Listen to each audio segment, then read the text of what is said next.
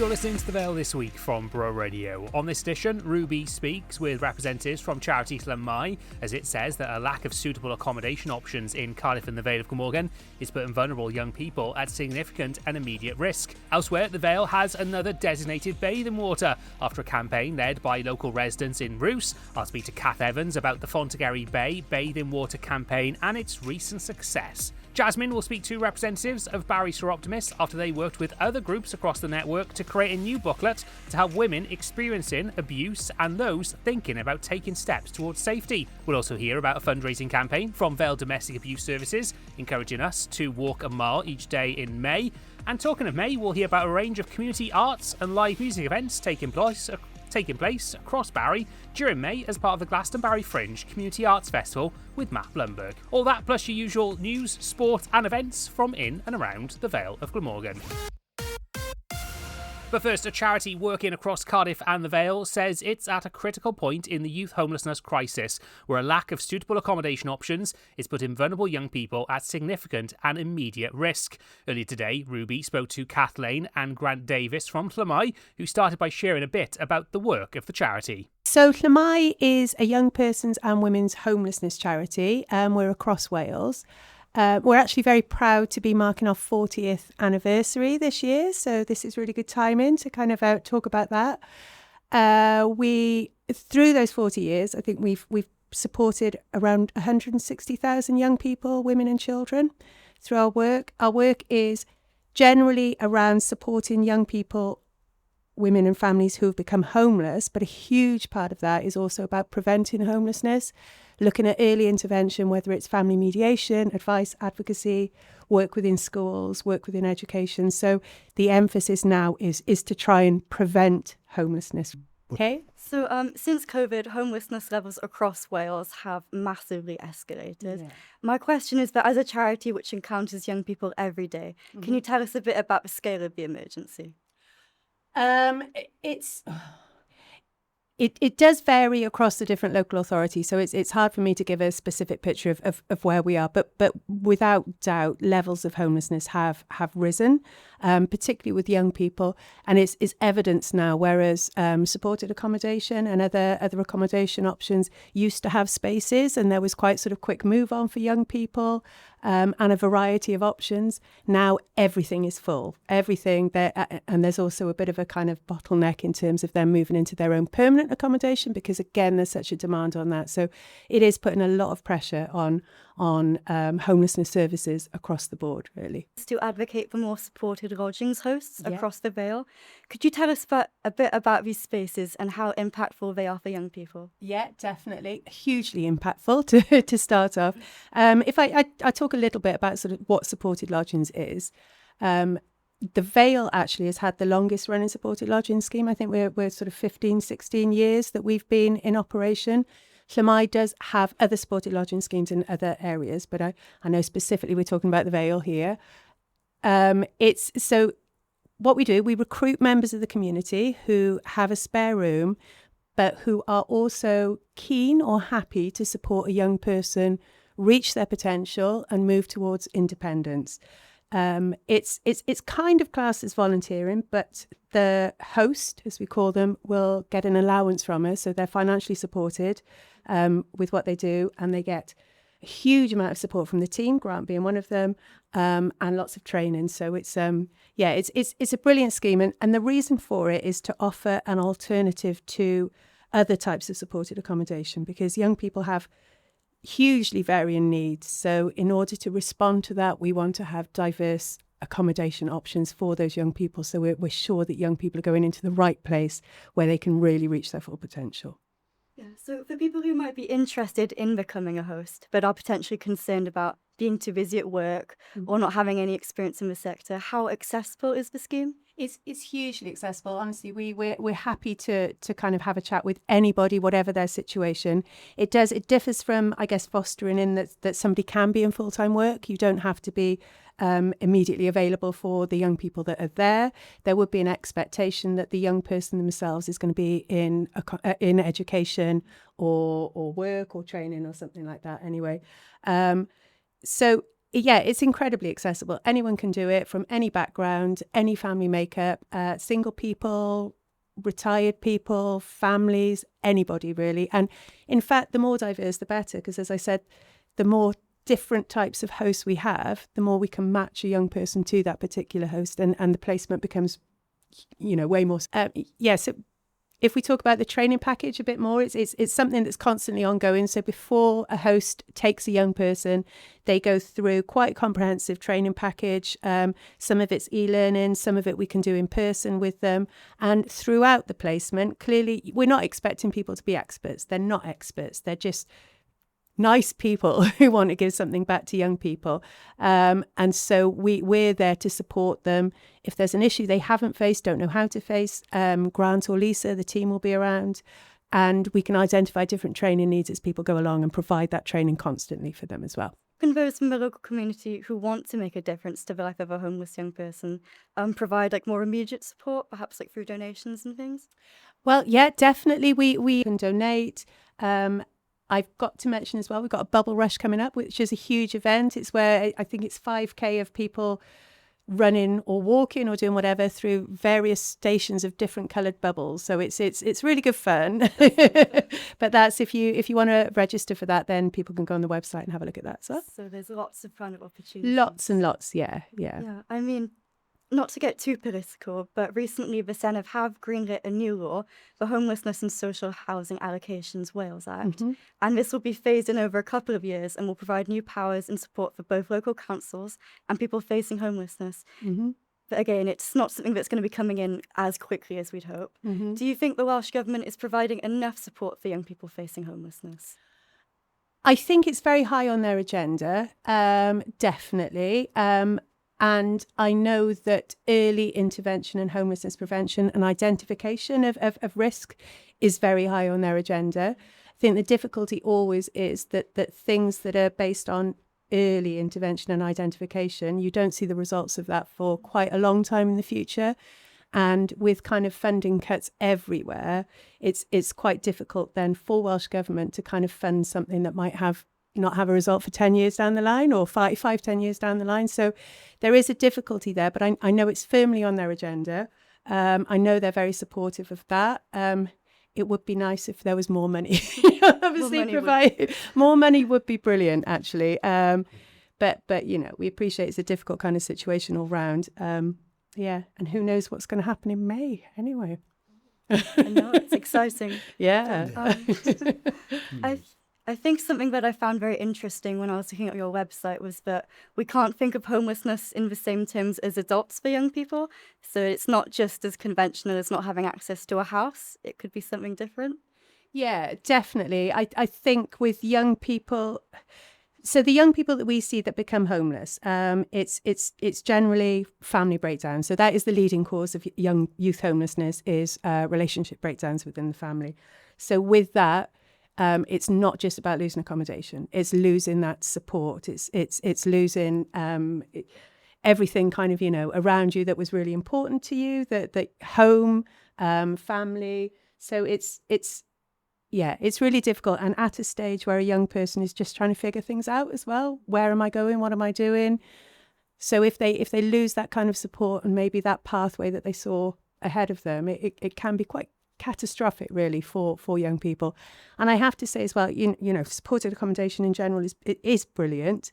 I think supported lodgings really has a place here, because it can provide that kind of alternative sort of nurturing environment for a young person to help them rediscover their path and move forward and be that adult in their lives again that can really make a difference. It's more personal. Yeah. All right. So to finish, is there anything else you think is important about the topic? I just love supported lodgings. That's all I can say. I think it's a brilliant scheme. We've seen so many amazing outcomes for young people that have gone through supported lodgings that they might not have otherwise had. We've people have gone to university, people working full time and maintaining. There's been a lot of positives from it. Huge positives. People have definitely moved on, and there's been a big change in their lives because of it. Yeah. And quite often, even when they move on, there's still that relationship with the host, isn't it? We've got some hosts that still kind of see their young people years later, and it's lovely. It's really lovely to see the difference that can be made. That was Kathleen and Grant Davis from Llamau talking with Ruby earlier today. To find out more about how you can help with supported lodgings, email supportedlodgings@llamau.org or visit llamau.org or call 01446 748 852. Right, let's take a look at some of the top news stories over the last 7 days here in the Vale of Glamorgan with Kay McMahon. Jane Hutt has officially retired after serving the Vale of Glamorgan as a member of the Senate for 27 years. During her time in the Senate, MS Hutt had spent over 25 years as a minister in the Welsh Government, a record that's only been beaten by 2 other UK government ministers, Alfred Balfour for 28 years and Winston Churchill for 29 years. Speaking to this show last week, Hutt said that she had very mixed feelings, stating the role had been a huge part of her life.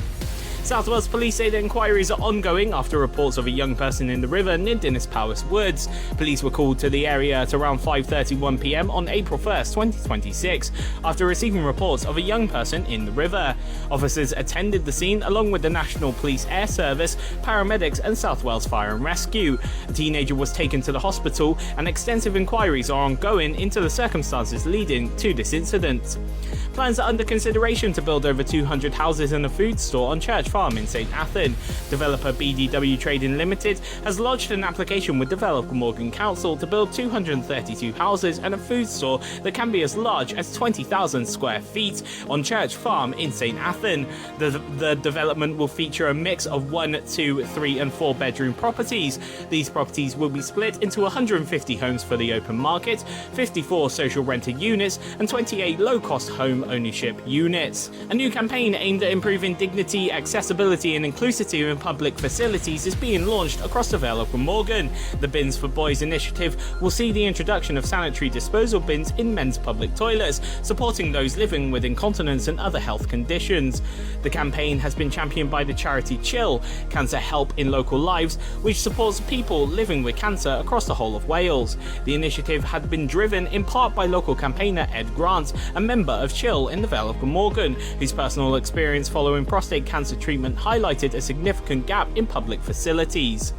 The Barry War Museum and Heritage Centre has announced plans to become a charity and change its name, having secured an ongoing arrangement and partnership with landlord Transport for Wales for its Barry Island station site. The museum will drop war from its title and instead be known as the Barry Museum and Heritage Centre. Run entirely by volunteers, the museum is set to expand its role to cover over 2,000 years of history and collaborate with community partners for more outreach activities across the town. The groups say that becoming a charity will enable the Barry Museum and Heritage Centre to seek more funding opportunities while emphasising its vital work in the Barry community.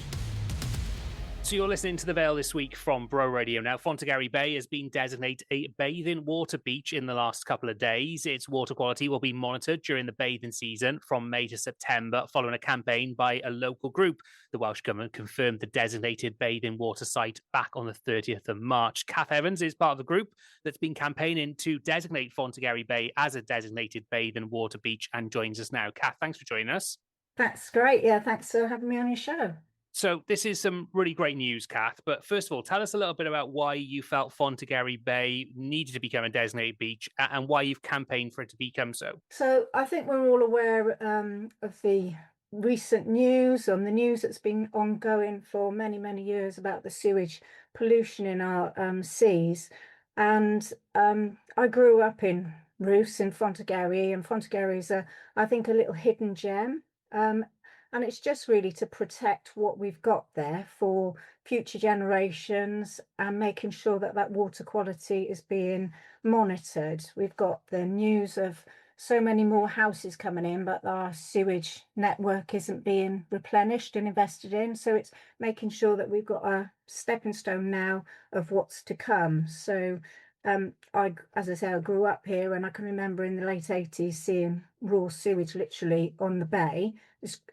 Don't see that down there now at the moment, but it's just making sure that we are aware of what we are swimming in and you know, the pollution that's going on, and making sure Dŵr Cymru and those public companies are accountable for their actions, basically. And how does it feel after all this time of campaigning to receive that communication and hear that your application's been successful?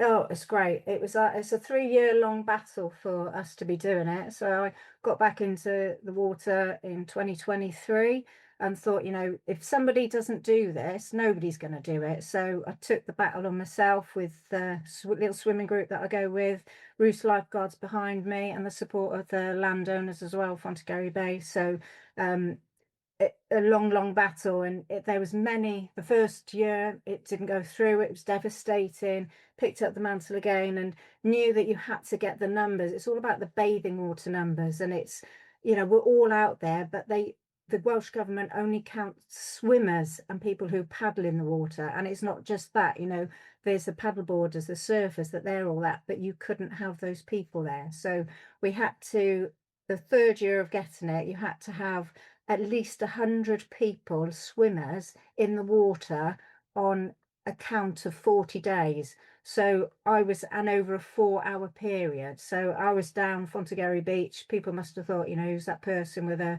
clipboard counting numbers off? But it was to make sure that we had those numbers, photographs, and showing that there's this bathing water bay that has been there and recorded for the last 100 years. And we need to maintain that history there that we've got on this natural bathing water base, that in the summer you could be anywhere. It's beautiful. It's a lovely little hidden gem. And we just want to keep that for our community. And you mentioned there hundreds of people using it on a regular basis, but in practice, what does being a designated site achieve day to day? So it means that it's going to be monitored over, we've mentioned the bathing water status is now, it's been extended for an extra 2 weeks, so from May to the end of September. And over that period, National Resources Wales will come and test the water quality for 2 water pollutants in that period. And then at the end of the water season, they will give us an overall quality status of Fontygary Bay, which will either be excellent, good, sufficient, or poor.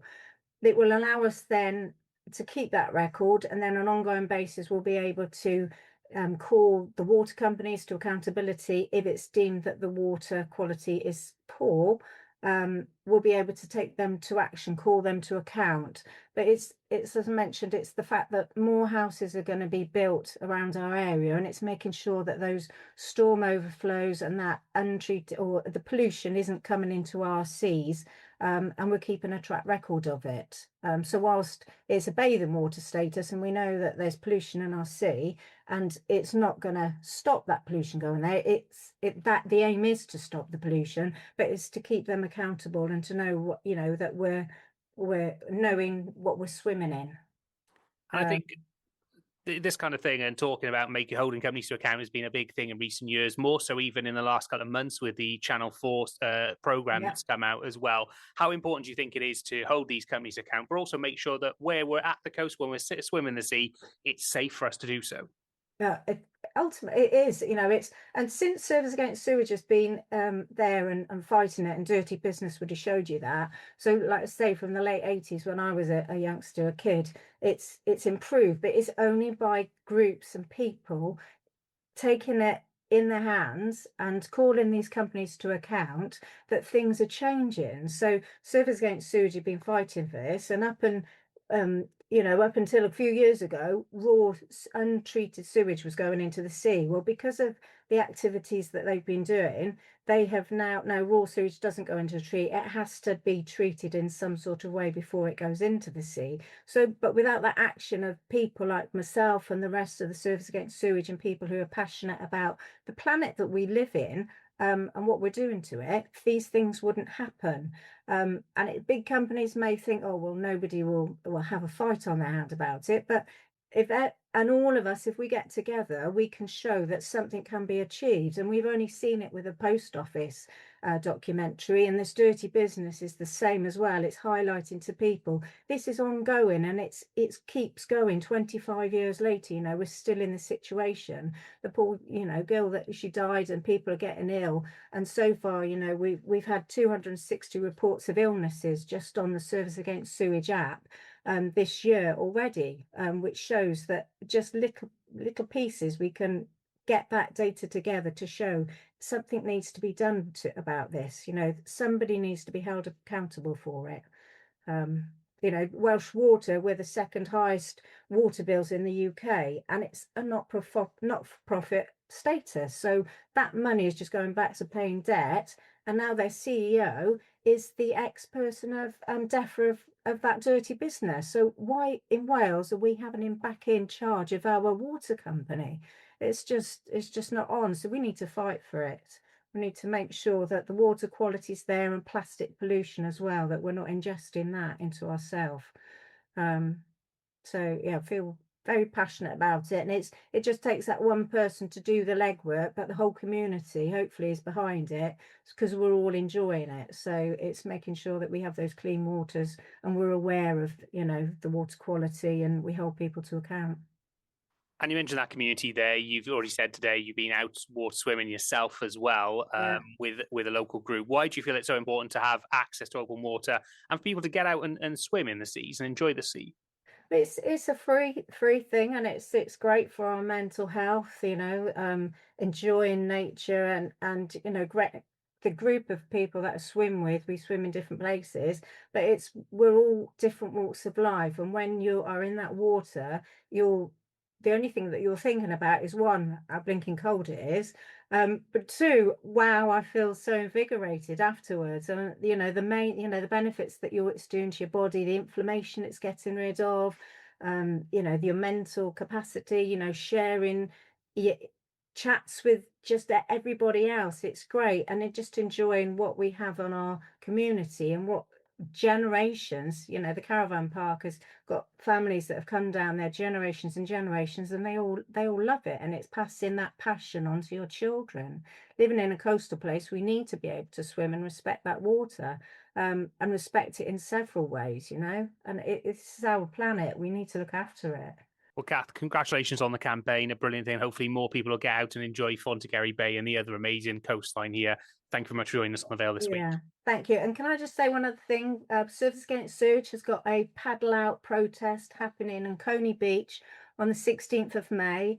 From 3 p.m. there's going to be a Million Mile Clean, and then from 4 p.m. there's going to be a big paddle out with surfers, everybody protesting, showing our passion for it. So that's 4 p.m, 16th of May at Coney Beach in Porthcawl. So that's the local area. So if people get along to it, go along and hear what the Service Against Sewage and what we're all doing for our beautiful coastline here in the Vale. That was Cath Evans, one of the representatives of the Fontygary Bay Bathe and Water Group. Domestic abuse remains a hidden issue in many communities. As part of International Women's Day, new booklets are being released to help women experiencing abuse and those thinking about taking steps towards safety. Our journalist Jasmin found out why access to this kind of information really matters. Soroptimist International has released 2 new booklets to support women experiencing domestic abuse. We spoke to member Pat Salt to find out more. In relation to the domestic abuse booklets that you guys have written, can you tell us about the project and what you set out to achieve through it? Yeah, the project was a collaboration between Soroptimists in South Wales and various agencies across South Wales. In fact, we couldn't have written the information. We really just collected from the people who are professionals and then collated it. I think we were very aware, after doing some work in the courts on domestic abuse cases, that there was some variance in the way in which women were sometimes dealt with. And I think that we needed to provide a resource which every woman could access, and from which every agency put it all together, rather than having this is this agency, this is that agency, and so on. So it was a collaborative way of working. It was very exciting, and I learned a lot. What led you and the Soroptimist team to take this work on at this specific time, and was there any clear gap that you were trying to fill? I think probably not the gap from the actual content, but a gap from going from the courts to the next stage on, and to see that there was a gap in the provision and the understanding of various agencies, and we were just led into that sort of work I don't think there was a one sort of eureka moment where we thought this is what we should do. It was much more a continuation of the work we'd done before. We know from the work like that of the Welsh Women's Aid that involving survivors is crucial. How have these lived experiences shaped these booklets in particular? Yeah, we were very fortunate, I think, that when we could put material together, then the survivors groups in South Wales had them, went through them, said to us, no, that's not what we want, that wouldn't work, and so on.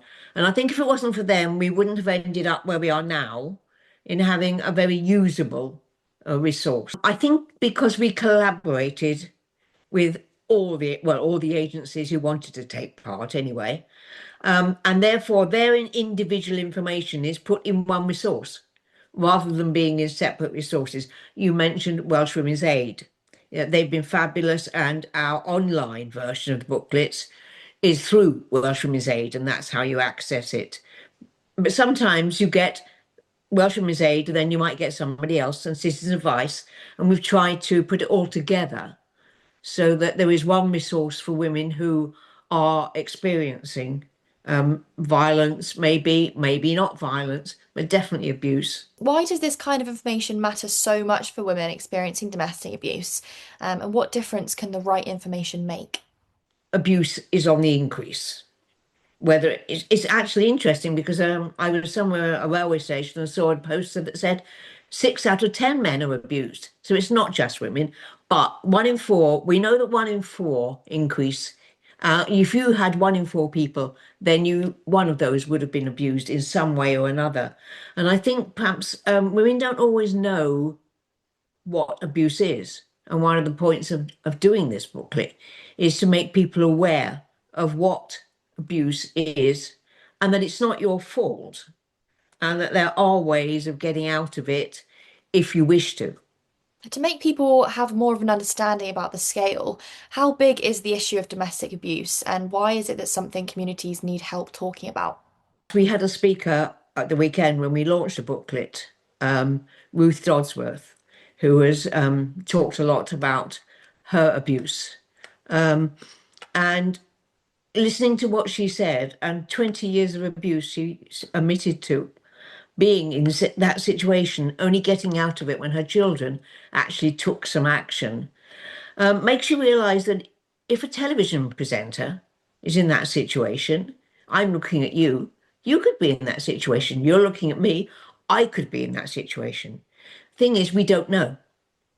And we're hoping very much that this resource and the way it's presented might raise awareness amongst everybody, particularly women, so there is a way out if that's what's happening to them. So that if a woman has the booklet, they could dip into one section, dip into another section. You don't have to read it from cover to cover.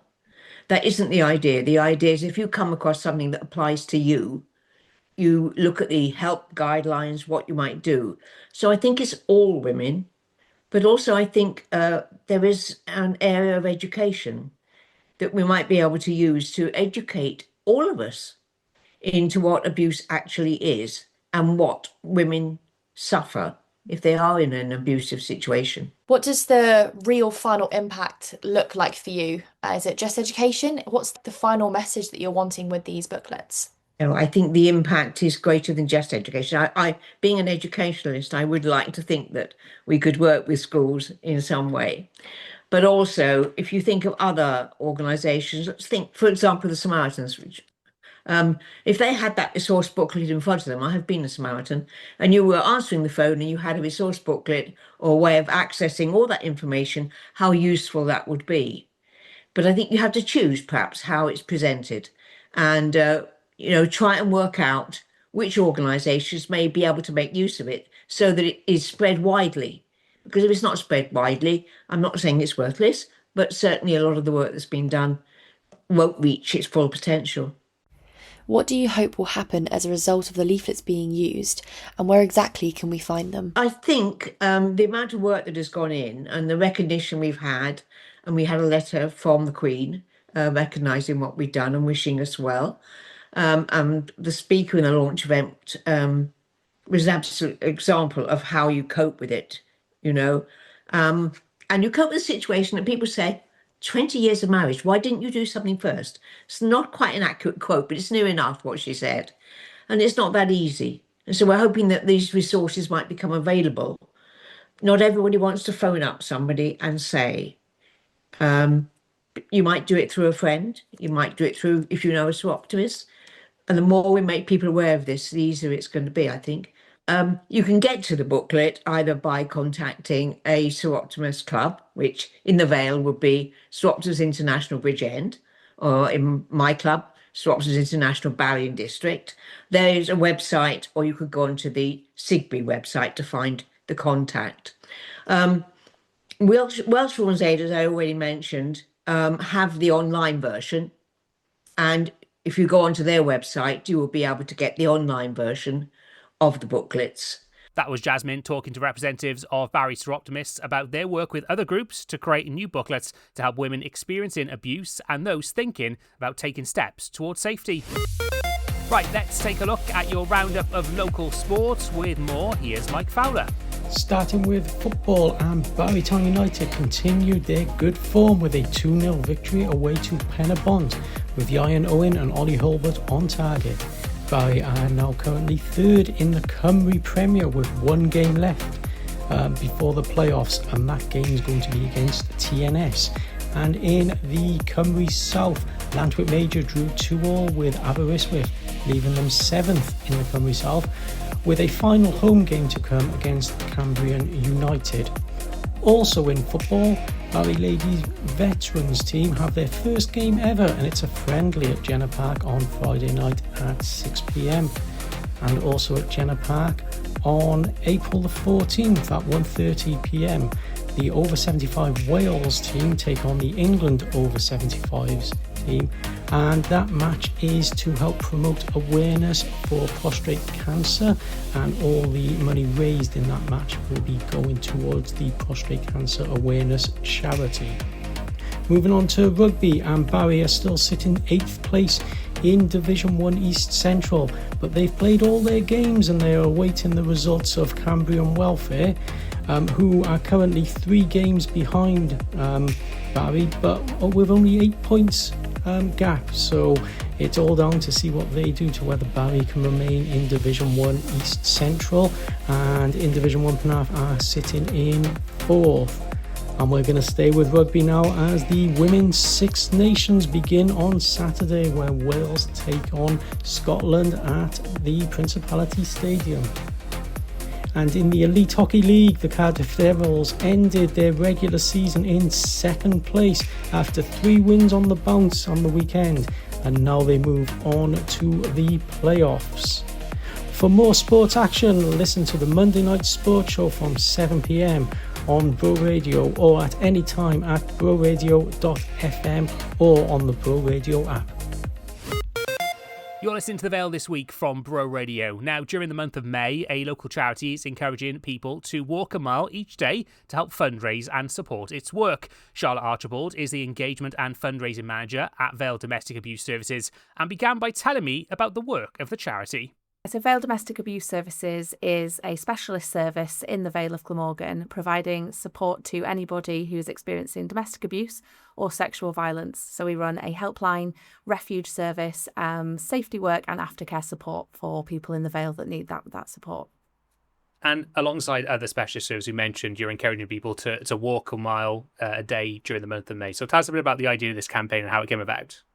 So A Mile a Day in May is a fundraising challenge that encourages anybody to get involved to help fundraise and support our charity. It's a bit of a unique idea in terms of a fundraising challenge because it's very accessible and open to anybody who wants to get involved.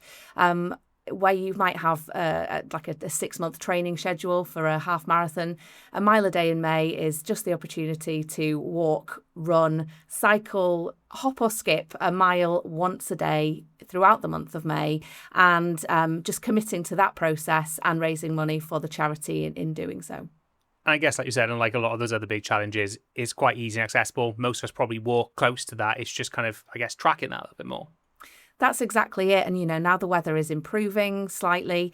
It gives people the opportunity to get outdoors and to do that 1 mile, in the local parks, along the beaches of the Vale. We've got ample opportunity to get outdoors in this area. And it's just another way of encouraging people to do that whilst supporting a local charity at the same time. And you mentioned that fundraising there, so people encouraged to fundraise during the month of May. What do fundraising activities like this mean, and how do they support your work more generally?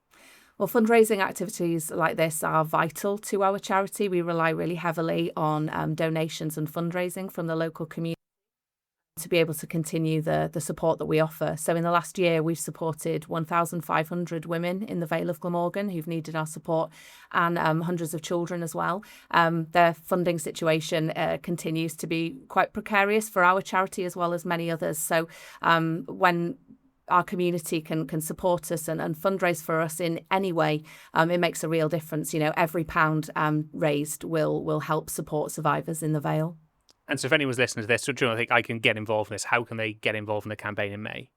So it's really easy to get involved in the campaign in May. They can search Vale Domestic Abuse Services a mile a day in May on Just Giving, and our page will come up and they can create their own fundraising page from there.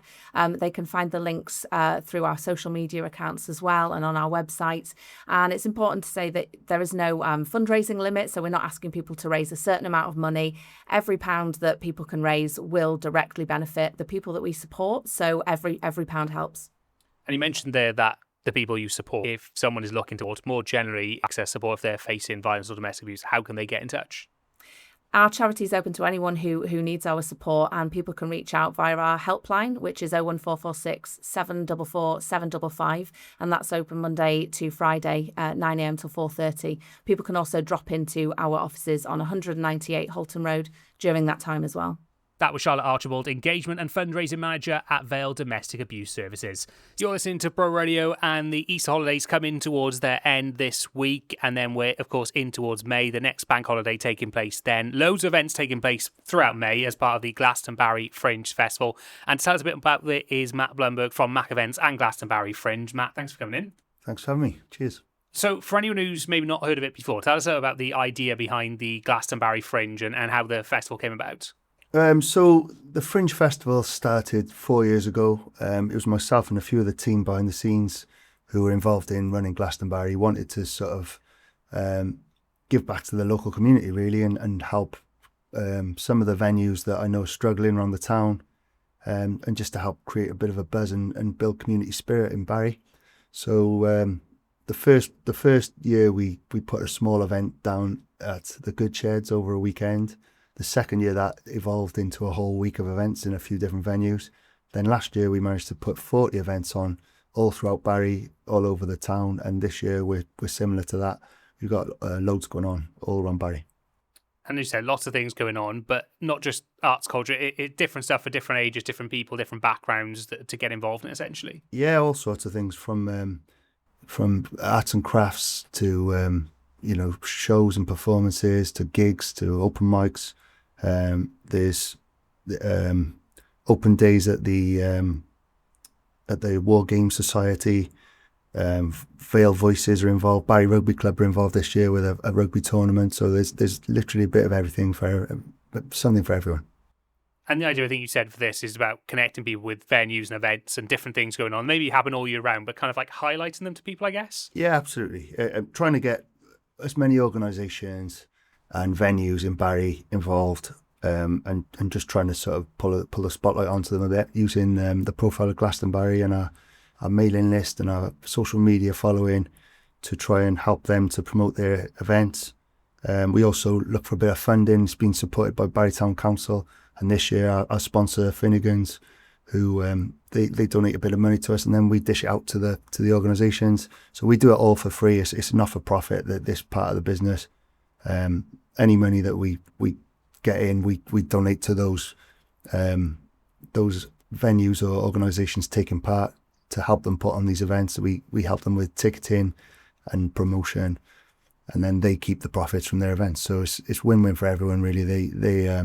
They all do well from it, and hopefully we can help them to raise the profile of their events and their venues. And with an event like yours that's doing so much for the community already, why is it so important to support other events and activities in the town more widely? I'm a Barry resident. I have been all my life. I know that a lot of these little venues are struggling. I was club captain of the Island Marine for a number of years, and we used to do a lot of stuff up at the Barry Island Conservative Club, which has been struggling for a long time. And I know it's really hard that, the prices of everything are going up and people are more reluctant to go out and spend money. So it's important to try and keep these venues going, and organisations need a bit of support. So that was the main drive for myself, and to just try and build a bit of community spirit, because it's important for the town to sort of build community and create those bonds between people. And one of the big things that's starting off this is a weekend of events on Barry Island with live music. So you've got a weekend of live music with a couple of key bits amongst that, haven't you? Yeah, so summer nights we're going to trial this year for the first time. So it's down into the Eastern Shelter on Barry Island. It's a free event for the whole weekend. It kicks off on the Friday night with local band Black Jam Circus and a couple of acoustic acts supporting. On the Saturday then we've got the Search for a Star competition with Bro Radio, where you can still get your entries in. If you're under 18 and into music, please have a look on the Bro Radio website and get your applications in. We've got the live final of Search for a Star on the 2nd of May, and then Gig Ready, which is another project we've been running with the Plans for Neighbourhoods, and that is a showcase for a number of young Barry artists who are on the rise and coming through. And then on the Sunday we've got a tribute to Ariana Grande, Always Ariana, followed by a tribute to Neil Diamond and a disco and soul band, Trade Street, and possibly another couple of special guests playing throughout the Sunday. And it's all free, so it's from 11 a.m. till 9 p.m. on the Saturday and the Sunday under the Eastern Shelter on the promenade. It's a nice way to start off May. Hopefully the weather's nice for that, and it's just a free chance to enjoy some live music, but also we get ready, Search for a Star, to see some potential up-and-coming performers too. Yeah, absolutely. That's something I'm really passionate about. I've been a musician since I was 17, gigging in the local area, and I always, I've always stressed the importance of giving youngsters opportunities to perform and things. So this is great. There's some really fantastic bands and solo artists performing on that, plus the Search for a Star competition, which is aimed at a slightly younger crowd. So yeah, there'll be loads of young talented artists all getting up and performing, so it's great. And if anyone wants to find out more about Glastonbarry Fringe and the events going on, where can they go and find out more? If you go to GlastonBarry.com, and literally when you land on the site, there's a whole section on the Fringe Festival. It tells you all about why it started and everything that's going on this year, and links to tickets and things. So yeah, GlastonBarry.com. Right, let's get some dates for your diary. Celia is having a look at what's going on in and around the Vale of Glamorgan. Starting at the Memo Arts Centre on Thursday, where they're hosting My First Gig with two upcoming female artists, Macy and Mally Have. The gig is aimed at 5 to 12-year-olds with an early evening show, introducing young audiences to the excitement of a live gig in a safe, inclusive and welcoming environment. Tickets start from £5, with more details at memoartscentre.co.uk. Also on Thursday, there's a pop-up and play at Caddick's Corner. The 2-hour special event is an interactive activity for just £3 per child, including a drink and a snack. On Saturday, Millwood Bowling Club is hosting an open day on from 1pm till 5pm. It's a chance to learn the basics with coaches and chat to members about what they do and how you can take part, with tea, coffee and a buffet available at the clubhouse. Also on Saturday, Dinas Powys Community Cinema continues its monthly film screenings with this month's film, The Choral. Doors at Mirchfield Community Centre open at 6:30pm with a film at 7pm. Tickets are just £5 per person. Have you ever fancied a visit to Flathome? It's fabulous, I've been. There's a 2.5-hour visit on Saturday morning, leaving from the Lower Boardwalk in Cardiff Bay. You can discover more about the island's history, the flora and the fauna, travelling there on one of their RHIVS's. On Sunday, the naughtiest, funniest and most revolting science show in the world comes to Barry, designed to inspire kids with a fascination for science. There are 2 performances at the Memo Arts Centre. Tickets and details are available at memoartscentre.co.uk. Also on Sunday, Vale Volkswagen Transporters host their April meetup at Wilmore's 1938 on Penarth Clifftops. Running from 8am, it's going to be a chance to meet up with other VW owners, with all welcome to explore the vehicles and meet owners. And finally, the Revolution Pro wrestlers return to the Vale Arena on Sunday from 3 p.m. onwards, with a night of unforgettable, hard-hitting, high-flying professional wrestling, with tickets still available. And that was the Vale this week from Bro Radio. Over the coming weeks, we'll be focusing on the upcoming Senate elections, putting your questions to key candidates looking to represent you. Next week, we'll put your questions to representatives from the main party standing in the Penabont Bro-Morgannwg constituency, then the week after to representatives from Caerdydd Penarth. If you have a question to submit, visit broradio.fm/election. And as always, we'll be on your radio each Wednesday from 7 p.m, or you can search for Vale This Week where you get your podcasts.